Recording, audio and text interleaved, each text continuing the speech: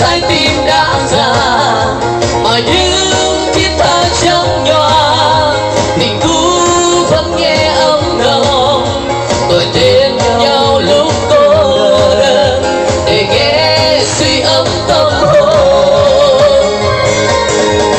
Em ơi đây tiếng đàn lời ca giết ân tình năm tháng, câu ca hay khúc nhạc tình yêu còn đông đầy khao khát. Dù có cái xa mỏi mòn mà như sao yêu mãi còn sưởi ấm xác thân héo gầy. Tình yêu như gió đêm mây khỏi mưa dạt kín khung trời. Này em hỡi ta mơ ngày sẽ tới khi tương phùng em khóc trong niềm vui vì hạnh phúc.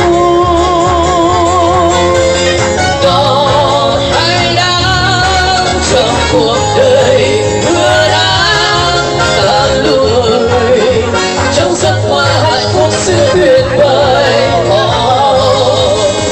Xin ta đầy đôi sinh về đêm đã nghe hồn vang xa câu ca hay khúc nhạc càng thêm sâu cho trần tan nát.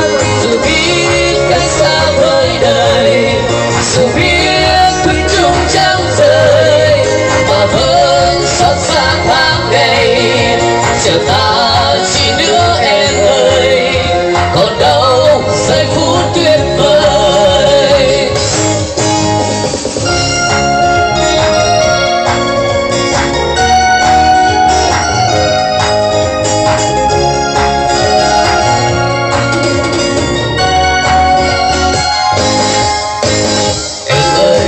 Đây tiếng đàn lời ca giết ân tình năm tháng, câu ca hay khúc nhạc tình yêu còn đông đầy khao khát.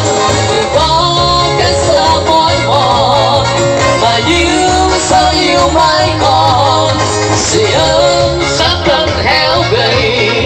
Tình yêu như gió đêm mây gọi mưa dạt kín khung trời.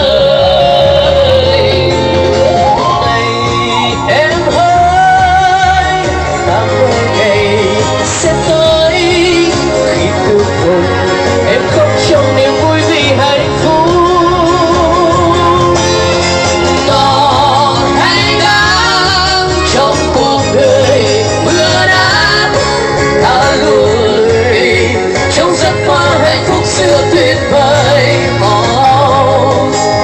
Xin ta đời đuổi dịch về đêm đã nghe hồn vang xa câu ca hay khúc nhạc càng thêm sống trong tình tan đá.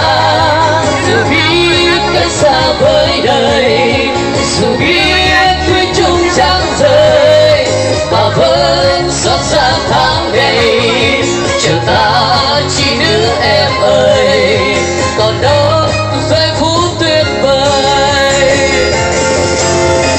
Này em hỡi ta mơ ngày sẽ tới khi tương phùng em khóc trong niềm vui vì hạnh phúc. Còn hay đang trong cuộc đời mưa nắng ta lùi trong giấc mơ hạnh phúc xưa tuyệt vời. Xin ta đầy đuổi dịch về đêm đã nghe hồn vang ra câu ca hay khúc nhạc càng thêm sâu trong tình tan đá. Dù biết cách xa